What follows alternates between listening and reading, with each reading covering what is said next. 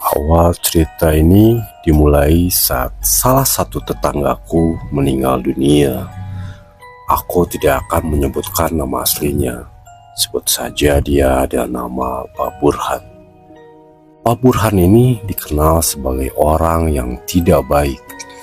Dia suka sekali berjudi dan meminum minuman keras. Bahkan aku dengar dia suka berpergian ke tempat-tempat yang tidak baik. Kelakuannya yang buruk seperti itu didukung oleh kekayaannya. Dia memperoleh harta yang sebanyak itu pun dari perbuatan yang tidak baik juga, yaitu dengan cara meminjamkan uang dengan bunga yang sangat tinggi. Entah kalian mau menyebutnya itu rentenir, lintah darat, atau apapun itu, terserah. Saat dia meninggal, semua warga tidak ada yang mau ke rumahnya. Tapi atas permintaan seorang pemuka agama menyarankan untuk menolong sesama muslim, maka akhirnya para tetangga bersedia mau menolong. Aku yang masih remaja saat itu diajak ayah untuk ikut serta. Kegemparan terjadi saat ingin membungkus jenazah dari Pak Burhan ini. Kain kafan yang sedianya ingin membungkus tubuh Pak Burhan tidak mampu menutupi seluruh tubuhnya yang tambun. Akhirnya mereka membeli kain kafan yang lebih lebar, tapi tetap saja tidak muat. Setelah 3 kalinya tidak muat juga, saat itu hidungku sudah mulai mencium bau busuk dari tubuh Pak Burhan. Akhirnya salah satu pelayat menyarankan untuk mengganti kain kafan putih itu menjadi warna hitam. Entah ide gila itu terinspirasi dari mana, tetapi ide itu berhasil. Tubuh Pak Burhan bisa dibungkus dengan kain kafan berwarna hitam itu dengan sangat mudah. Seakan-akan itu adalah kain kafan yang sangat pas untuknya. Saat semua pelayat sibuk dengan keranda yang belum datang, apalagi saat itu hujan sangat deras, aku masih berdiri di depan tubuh dari jenazah Pak Burhan yang terbujur kaku di atas dipan.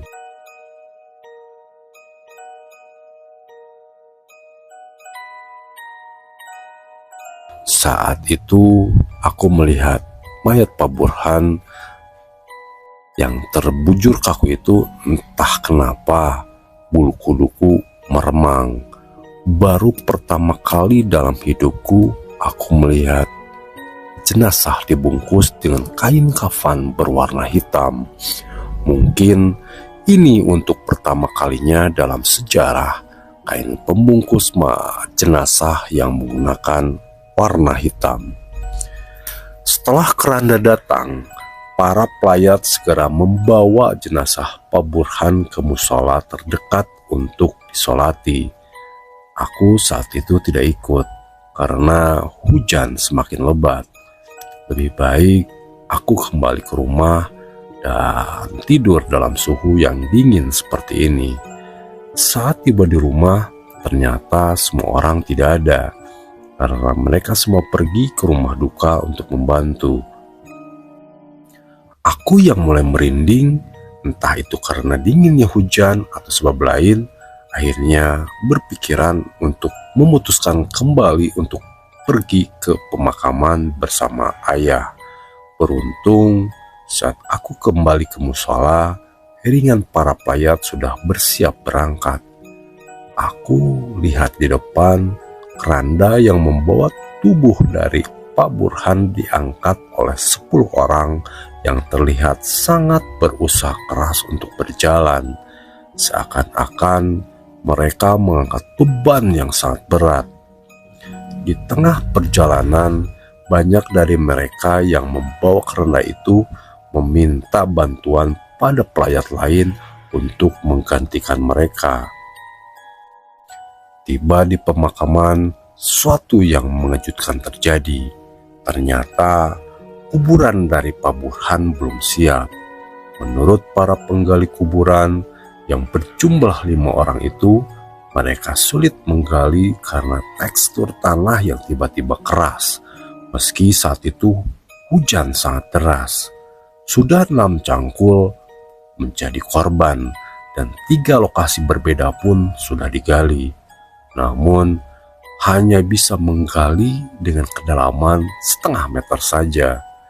Akhirnya pemuka agama yang memimpin rombongan meminta semua untuk berdoa sesaat. Setelah itu untuk menyuruh mereka kembali menggali. Tidak lama kemudian, satu lubang kuburan telah siap. Meski tidak terlalu dalam, namun cukup untuk mengubur mayat.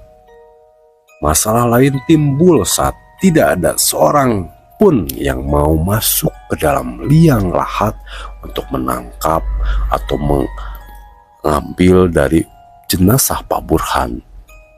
Dan hujan yang turun sejak tadi mulai makin menderas, beserta suara petir yang semakin menggelegar.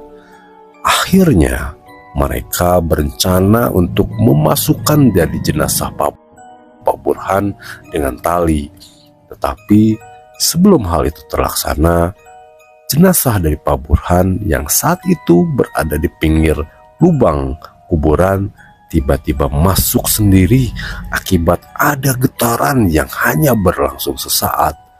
Bunyi yang keras menyusul sesaat jenazah Pak Burhan jatuh.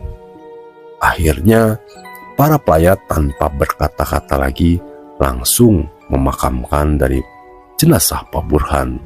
Setelah itu pemuka agama memimpin doa terakhir sebelum para pelayat pulang ke rumah masing-masing. Seminggu belum berlalu sejak kematian dari Pak Burhan, tetapi sudah ada kabar tidak sedap telah beredar. Para tetanggaku menceritakan bahwa mereka didatangi oleh hantu Pak Burhan dengan kain kafan hitamnya, serta dengan wajah yang sangat menyeramkan. Rumahku pun ikut menjadi salah satu korban dari hantu Pak Burhan. Tapi beruntung aku tidak melihatnya.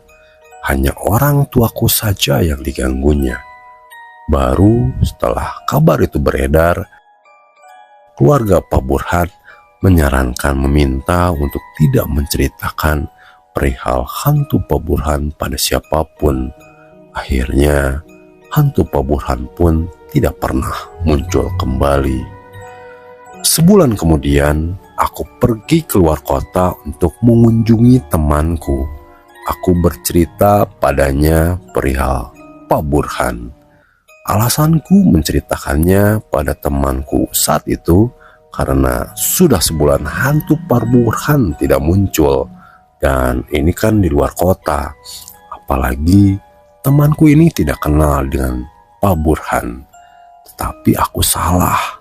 Setelah aku pulang, sehari kemudian temanku menelpon. Katanya dia didatangi hantu yang ciri-cirinya sama persis seperti yang aku gambarkan. Dalam ceritanya, dia sampai pingsan. Aku yang tidak mudah percaya, sehari kemudian pergi ke rumah temanku yang lain, yang rumahnya lebih jauh lagi. Aku ceritakan semuanya perihal hantu Pak Burhan ini, tetanggaku itu.